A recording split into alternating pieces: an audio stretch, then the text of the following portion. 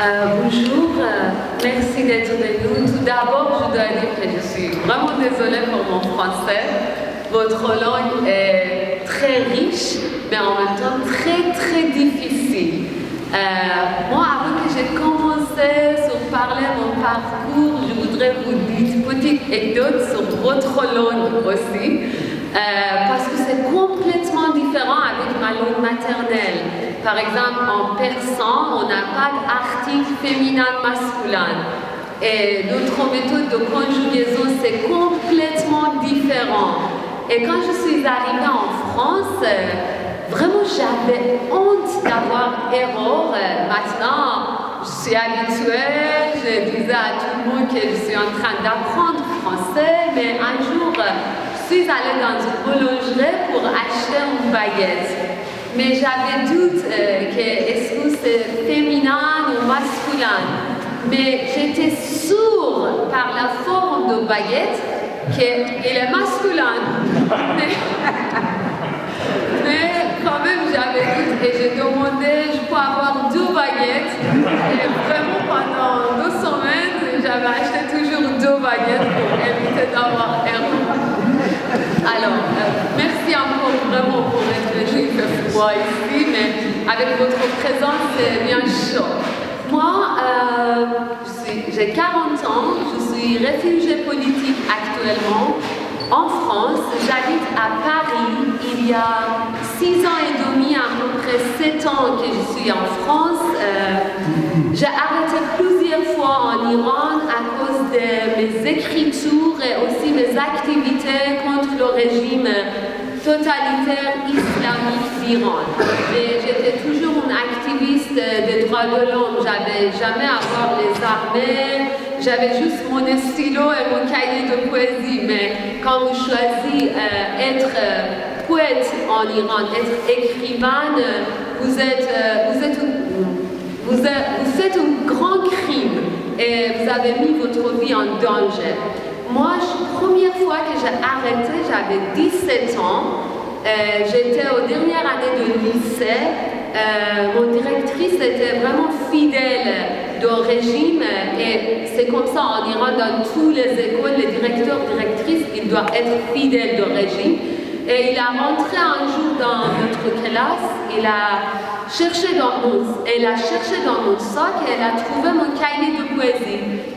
Et j'avais écrit un poème contre le guide suprême d'Iran, Ali Khamenei. Et après 2 heures, elle m'a appelé dans son bureau et elles m'ont arrêté pour la première fois.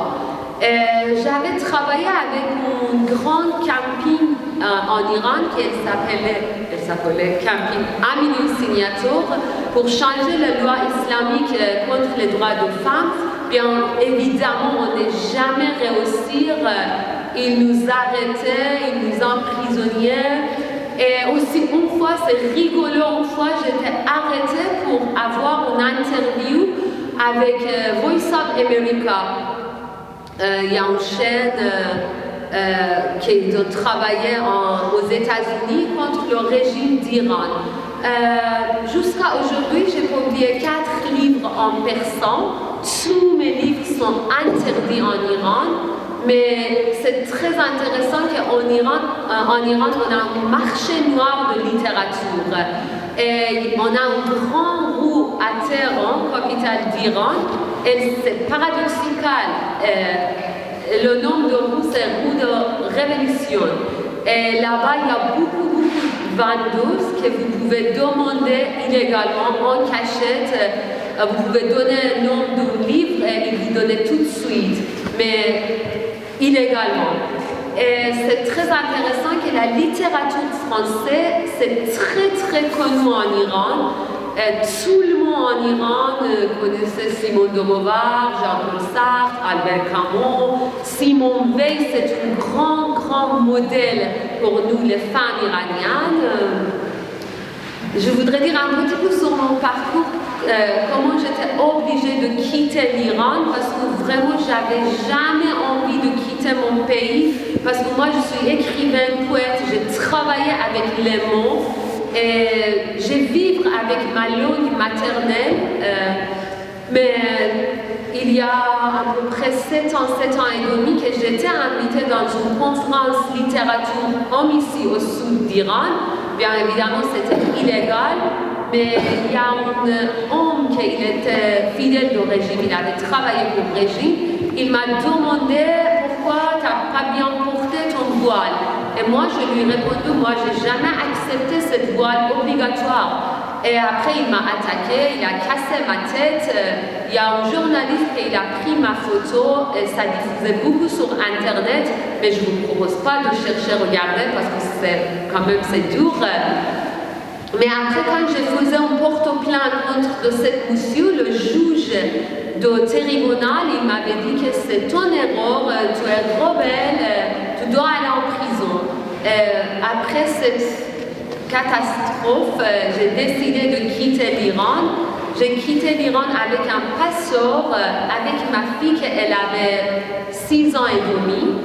Nous sommes allés en Turquie, après nous sommes allés en Italie. J'avais un visa artistique de la part de l'Italie, mais en Italie, il y a une association qui m'en disait qu'ici, tu n'es pas en sécurité parce que le gouvernement italien avait très bonnes relations avec le gouvernement iranien. Nous sommes venus ici en France et j'ai décidé de rester en France. Mais avant, j'avais envie d'aller en Angleterre juste par la raison de langue. Parce que quand même, je parle anglais et le français, c'est très difficile. Sa littérature, je voyage beaucoup partout en France et à chaque fois, les gens sont très accueillis. À chaque fois, les salles sont remplies. Ils m'ont embrassée et vraiment, je suis contente d'être ici en France. En même temps, je suis très nostalgique pour mon pays. Ma valise est prête. Et j'espère que bientôt je peux retourner en Iran et je peux vous inviter tous de venir à Téhéran pour avoir une grande soirée culture en Iran. Si vous avez des questions après la lecture, je peux vous répondre. Voilà. J'ai oublié quelque chose. Oui, moi j'ai publié ici en France un livre de poésie, elle s'appelle Mille vies inachevées. Bientôt, je publierai mon deuxième livre avec une grande maison d'édition à Bruxelles et mon troisième livre de poésie avec maison d'édition Bruno Doucet à Paris. Aussi, j'ai écrit un roman, elle s'appelle Écrire au couteau. Pour cet roman, j'avais la chance de gagner la bourse littérature étrangère de CNL, Centre national de livres.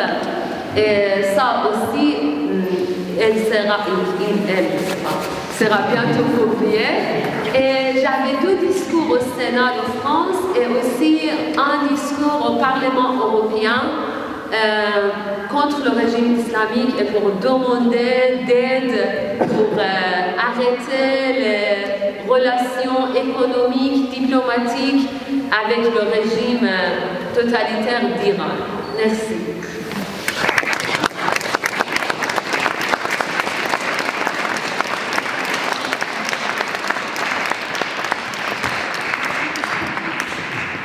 Juste pour la petite anecdote, en farsi, les prénoms et les noms ont une histoire, ont un sens. Et en allant chercher Martab à la gare jeudi soir, la lune était pleine et belle. Elle me dit « Ah, comme c'est beau, regarde !»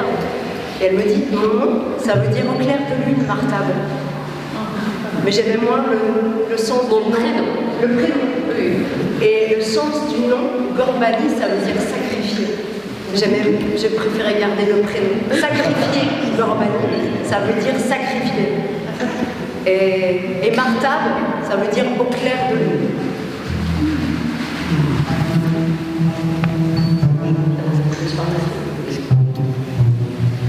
Je vais vous lire un poème en persan. J'espère que c'est pas fatigant pour vous, mais quand même, comme ça, c'est une occasion pour moi et aussi pour vous, parce que vous pouvez tout d'abord entendre ma langue maternelle et aussi vous pouvez voir comment je suis forte dans ma langue maternelle.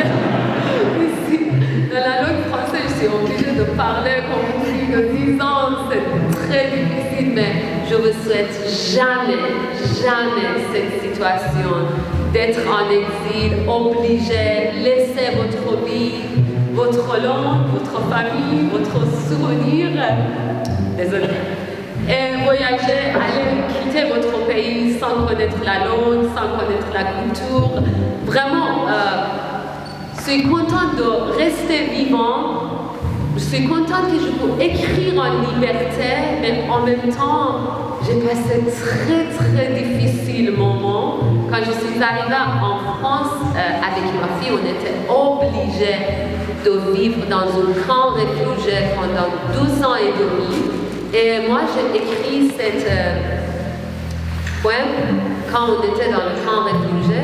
Et ça, maintenant, c'est mon signature parce que cette poème, elle a publié dans à peu près 40 anthologies et elle a traduit en 15 langues. دخترم یار پریشانی و آوارگیم شعر مرا نخوان نمیخواهم سرزمین تو باشم در خیابانهای من قدم بر ندار در من هیچ کشف تازه‌ای نیست هر خیابان به کوچه‌ای که یک نفر در انتهای آن سرود آزادی می‌خواند بردار هر کوچه به بنبستی که خانه‌هایش همه دیوارند و بر دیوارها خون تازه می‌رقصد هر خانه مثل خانه کودکی‌های تو چمدانی می‌شود در دست و سقفی که اگر کمی بیشتر بمانی بر سرت آوار می‌شود دخترم غزل مستی و دیوانگیم از من هیچ مپرس از گریه‌های همیشگیم من اشک چکیده از چشم تاریخم هزاران زن و مرد در من مرگ را به سخره گرفته‌اند و هر شب در خوابهایم به خاک تفته این دشت چنگ می‌زنند خاوران در سینه من است و من با نگاه نگران تو چه کنم دخترم چشمانت آسمان بارانی تهران سرودنت حسرت شاعرانگیم مرا ببخش که خانه‌ات را گم کردم که تو را در چهار راه هیچ به دنیا آوردم که شادیت را در خیابانی ناشناس کنار کوچه‌ای رها کردم دخترم شعر مرا نخوان در من سفر نکن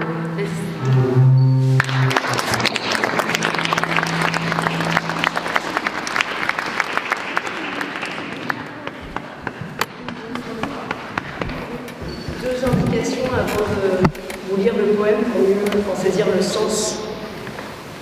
Ghazal, c'est un mot farsi qui signifie poème d'amour. Ghazal. Et le Kabaran, c'est au sud de Téhéran, un cimetière réservé aux opposants politiques qui ont été torturés, tués, et on ne rend pas le corps aux familles, ils sont enterrés dans des tombes anonymes dans le Kabaran.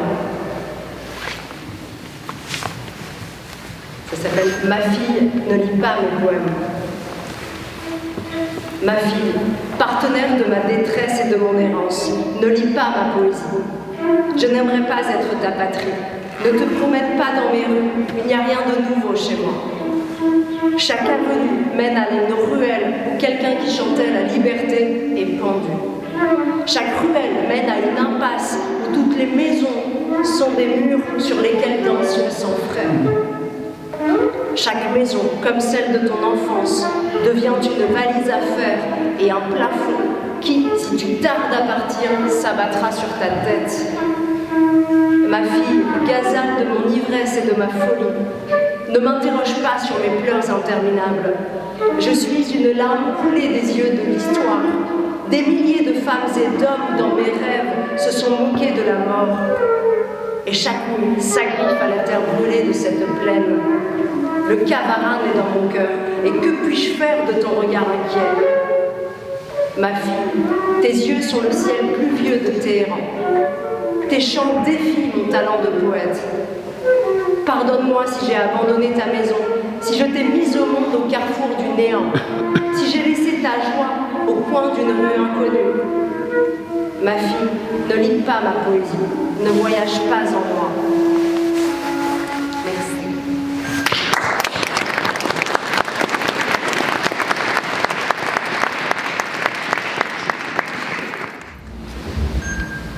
Je me tiens là, à la frontière invisible, moi d'un côté, de l'autre ma patrie. Carrefour joyeux, voiture de police qui danse, sirène qui crie, nuages dessinant l'alphabet maternel. Je ne suis pas une réfugiée, pas une exilée. Je suis une femme aux 100 000 tourterelles dans le cœur. Tous les trains mènent à ma terre, tous les voyageurs terminent leur trajet dans ma gare. Toutes les horloges indiquent l'heure de ma montre. Les pigeons roucoulent de la poésie persane. Les arbres déploient leurs chevelures sur les épaules de la rue. Et te voici. Je ne suis pas une réfugiée, pas une exilée. Je suis une femme accueillant sa patrie dans sa propre maison. Chez moi flotte le parfum de l'Iran. Sur la table chante le pain chaud du petit déjeuner. Ma fenêtre, ennuagée de Paris, ouvre sur le Damavand. Tu me prends dans tes bras et le voyage commence. Dans mon cœur poussent 2 coquelicots sauvages dont tu as semé les graines. Tu m'apportes en cadeau sur tes épaules la mer Caspienne. Et je pars en voyage, je me plonge en toi pour retrouver dans l'eau de l'orage mon bien perdu. De grands poissons virevoltent autour de mon corps et m'appellent de ta voix. Embrasse-moi, embrasse-moi. Je vois mes yeux dans le miroitement de tes yeux et je sais qui je suis. Fleurs qui dansent dans les vases, tapis de soie aux 1000 chants, chevaux sauvages de Turkménie, lancés au galop dans la chambre, photos qui jouent du sitar dans leur cadre. Ma maison se métamorphose en un pays où tes récits de voyage mènent de ville en ville. Et me voici qui du fond de l'exil renaît, nue, entre tes bras. Je suis une réfugiée, une exilée. Je suis un chemin qui ne mène nulle part, aucun train pour s'arrêter dans ma gare. Je pleure sur tous les voyageurs, je porte la douleur de tous les crépuscules. Sur les épaules de ma solitude, dans mon cœur, la lune agonise. En moi, la guerre se déchaîne. Je suis une terre occupée. Je fuis, carrefour triste, sur les trottoirs, arbres décharnés, sur les branches tourterelles malingres. Ma patrie reprend, dans un vieux train, le chemin de l'exil.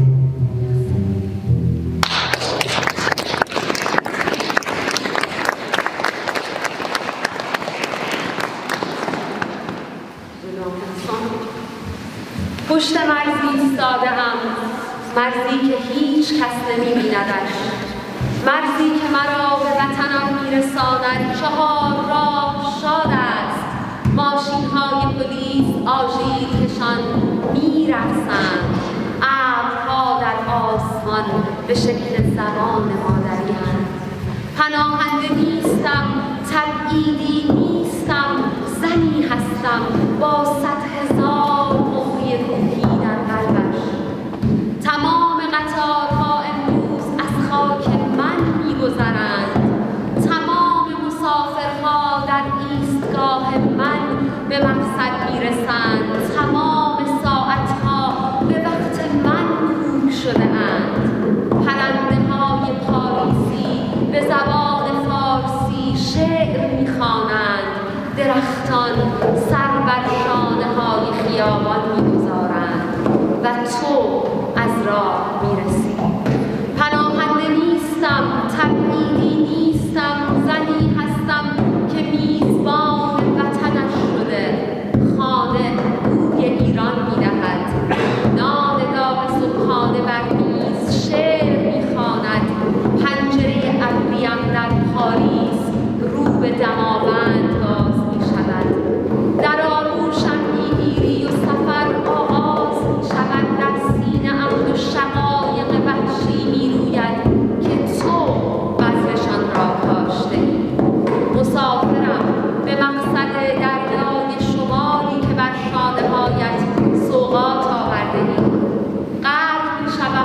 تو تا ته آن آبی طوفانی گم شده ام را پیدا کنم. دو ماهی بزرگ دور تنم میپیچند و با صدای تو مرا میخوانند. مرا ببوس، مرا ببوس. چشمهایم را در چشمهایت میبینم، پیدایش میکنم. پناهنده ام، تبعیدیم، مسیر غیر قابل عبورم. قطارها در من توقفی ندارند. پشت سر تمام مسافرها من اشک می‌ریزم. اندوه تمام گروه‌ها را من روی شانه‌های تنهاییم نگه می‌دارم. ماه در سینه من می‌گیرد، جنگ می‌شود در من، اشغال می‌شوم، فرار می‌کنم. چهار راه دلهره دارد. پرنده‌های پاریسی بر شاخه‌ها خشک شده‌اند. درختان بر شانه‌های خیابان فرو افتاده‌اند. وطنم با قطاری قدیمی به تبعیدش باز می‌گردد. مرسی.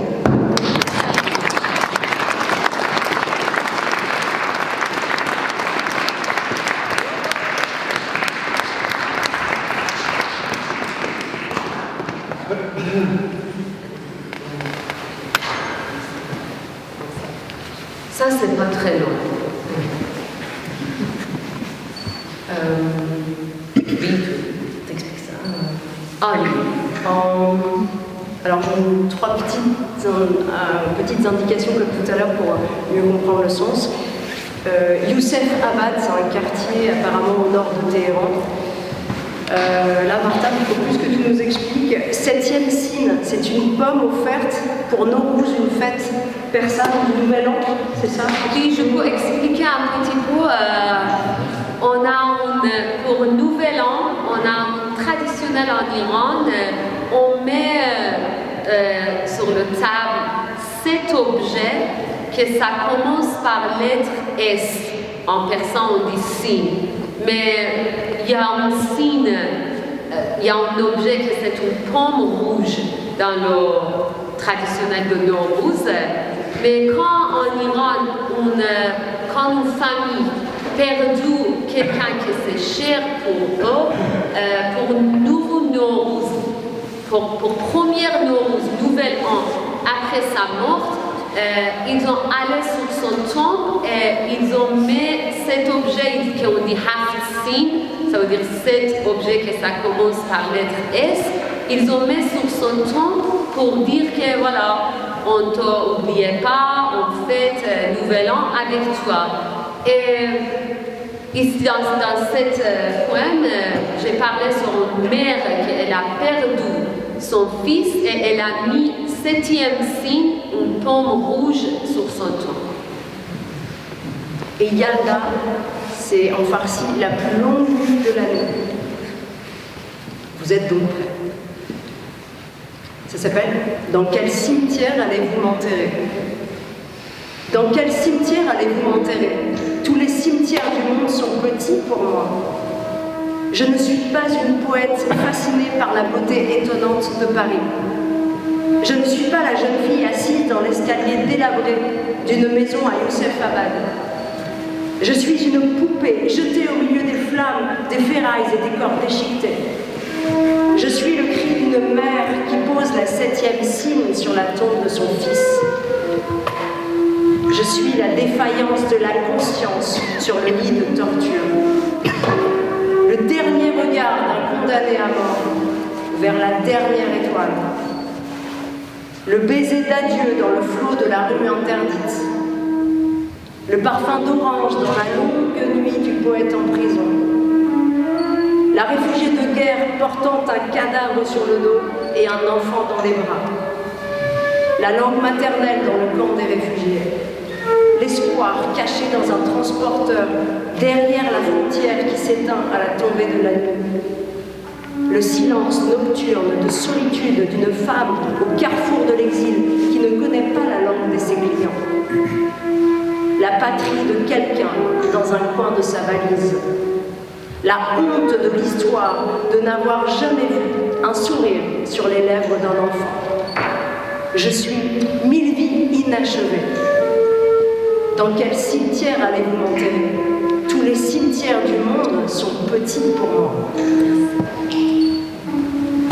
مرا در کدام گورستان به خاک خواهید سپرد؟ تمام گورستان‌های دنیا برای من کوچک است. من زنی شاعر در زیبایی شگفت‌انگیز پاریس نیستم. دختری نشسته بر پله‌های لرزان یوسف آباد نیستم. عروسکی هستم به جا مانده میان آتش و آهن و تن. فریادم در سینه مادری که بر سنگ گور پسرش سین هفتم را می‌گذارد. ناتمامی هوشیاری بر تخت شکنجه‌ام، آخرین نگاه اعدامی به آخرین ستاره شب، بوسه خداحافظیم در ازدحام خیابان ممنوع، عطر پرتقالم در شب یلدای شاعری زندانی، آواره جنگم با جسدی بر پشت و کودکی در آغوش، زبان مادریم در اردوگاه پناهندگی، سکوتم به نیمه شب تنهایی زنی که در 4 راه غربت زبان خریدارانش را نمی‌داند. سرزمین کسی هستم در گوشه‌ای از چمدان تبعیدش، شرمساری تاریخم که خنده بر لب هیچ کودکی نبوده‌ام، که 1000 زندگی نیمه کاره‌ام. مرا در کدام گورستان به خاک خواهید سپرد؟ تمام گورستان‌های دنیا برای من کوچک است.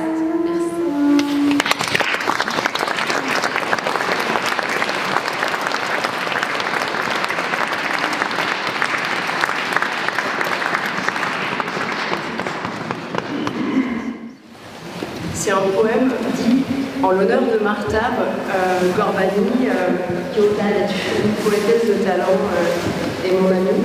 Et c'était au moment où Marsa Amini, une jeune femme, s'était fait arrêter à Téhéran pour un voile mal mis et battue à mort. Et je pensais, et je connaissais l'histoire de Martha, j'avais vu les images. Et ça aurait pu être Martha, ça aurait pu être de nombreuses femmes en Iran, j'avais fait en slam. Donc c'est 3 minutes, il n'y a pas le farsi et le français, et c'est laissé comme un souffle, sans doute il faut couper quelque part, mais je ne sais pas. Alors j'en fais femme, vie, liberté. Pour allumer la mèche, mettre le feu aux poudres, il a fallu que celle de la belle Marsa outrepasse le carcan des tables de la loi. Coups de poings et cravaches ont puni la rebelle, car c'est un bien grand mal d'aller cheveux au vent, de brûler les linceuls. Bien d'autres sœurs de sang, fières et libres comme elles, ont attiré la foudre en retirant leur bâche. Des 4 coins d'Iran, on s'écrit, on écrit, on s'insurge, on espère, on rêve, on met les voiles au bout de longs bâtons comme des oriflammes contre tous les baillons qui musellent l'esprit, embastillent les corps pour contraindre les femmes, les penseurs, les amants, les athées, les artistes, les croyants et les foules, en les embrigadant, disparant à Kaboul. De nombreux résistants ont payé de leur vie leur doux désir d'aurore, soif de libération, contre les rigueurs tristes de ces hommes en jupons, mollahs ou talibans, des vieillards en turbans, ombre obscure et mortelle, les policiers des mœurs dictant la loi des pères, le front taché de brun à force de prier, le poil dru, l'œil sévère, suivi de leurs séides, gardiens à peine pubères, qui s'avèrent plus cupides que vertueux fidèles devant l'argent facile. Parant le viol d'atour, ces mensongers faussaires, ces pourfendeurs d'amour jettent partout l'opprobre sur ceux qui sont sincères. Sous un ciel opportun qu'ils ont taillé pour eux, ces tartuffes en robe, hirsutes et menaçants, épousent sans scier des enfants de 9 ans. Quel illégal combat! Quand on a d'un côté des cheveux en bataille, dénoués jusqu'à la taille, des poèmes et du vent, des baisers et des chants, et à l'autre versant, la crosse des mitrailles, des bigots, des tyrans, des barbes et des larmes, la matraque et des gaz. Qu'ils sont beaux et puissants, ces anonymes héros, debout dans la tornade, front fier devant l'éclat, poings levés et battants, à nu contre leurs armes.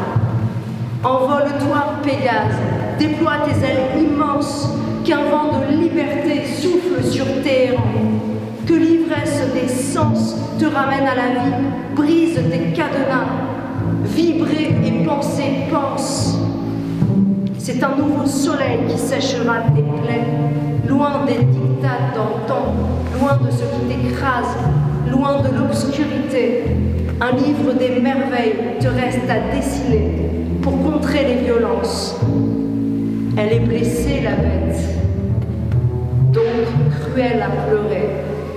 Elle défend son empire en ciblant les poètes, ceux qui dansent et qui sèment des baisers, des pensées au pied des plus hauts murs, ceux qui donnent des coups de pied dans les volets fermés, qui ouvrent des fenêtres dans les esprits scellés, qui allument les flambeaux au milieu des cercueils, au cœur des chrysanthèmes, à la morgue des bourreaux, ces airs velus et vils qui craignent la beauté, celle qui ouvre les yeux, qui donne accès aux cieux, qui adoucit les deuils en y semant des fleurs dans le fond des caveaux, pour que germent les graines de prometteurs pistils entre l'exil et le tombeau, pour des demain qui chantent, pour combler les fissures, arracher les œillères qui obstruent les cerveaux, pour l'espoir de connaître, après le joug l'effroi, après les âpres lois d'un livre anachronique datant du 7e siècle, parfois pris à la lettre,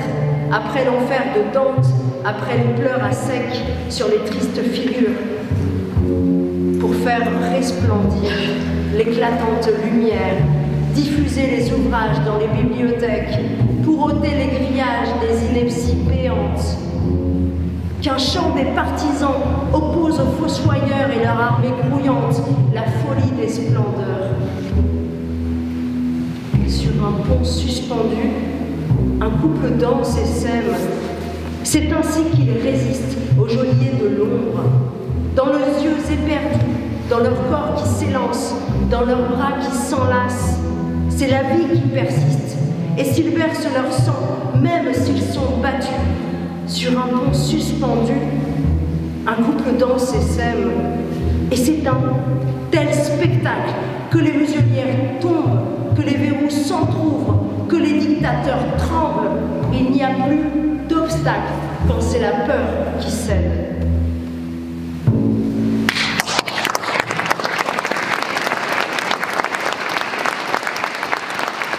On peut dire un dernier poème, et après, sans doute selon peut-être votre réception de ces mots-là ou de l'histoire de Martha, poursuivre par un échange ouvert selon vos questions, votre curiosité en tout cas.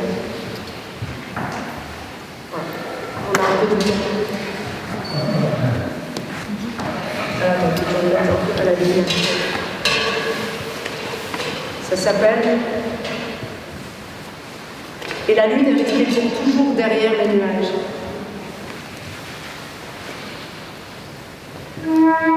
Tu n'as pas entendu mes hurlements quand dans le noir de l'isolement de ma cellule, le silence s'éternisa dans mon cerveau. Ma bouche était fermée, mes mains aussi, mes yeux aussi quand ils sont arrivés. Et la lune est restée pour toujours derrière les nuages. Sur le mur, avec le sang de mes 18 ans, j'ai écrit ton nom, j'ai écrit ton nom, j'ai écrit ton nom, j'ai écrit ton nom. Tu n'as pas vu les traces de ses mains sur mon corps quand tu m'as prise dans tes bras, et je suis devenue l'arme sur tes épaules. 1000 ans se sont écoulés depuis ce jour-là, mais mes blessures restent toujours fraîches. J'ai enlevé ma chemise et ma peau. J'ai laissé mon corps en bas du lit pour que tu vois mes blessures qui racontent mon secret. Tu aimais la beauté et je n'étais plus belle. Et la lune est restée pour toujours derrière. جیغ‌های مرا نشنیدی وقتی در تاریکی ترسناک انفرادی سکوت در سرم ماندگار شد. دهانم بسته بود، دستهایم بسته بود، چشمهایم بسته بود که آمدند و ما برای همیشه پشت ابر ماند. روی دیوار با خونی که از 18 سالگیم روی زمین ریخته بود اسم تو را نوشتم، اسم تو را نوشتم، اسم تو را نوشتم، اسم تو. رد دستهایش را بر تنم ندیدی وقتی مرا در آغوشت گرفتی و من اشک شدم بر شانه‌های برهنه‌ات. 1000 سال گذشته از آن روز اما زخم‌ها هنوز تازه بودند و خون چکان. پیراهنم را درآوردم، پوستم را، تنم را پایین تخت جا گذاشتم تا تو زخم‌ها را ببینی که راز من بود. تو زیبایی را دوست داشتی و من دیگر زیبا نبودم و ما برای همیشه پشت ابر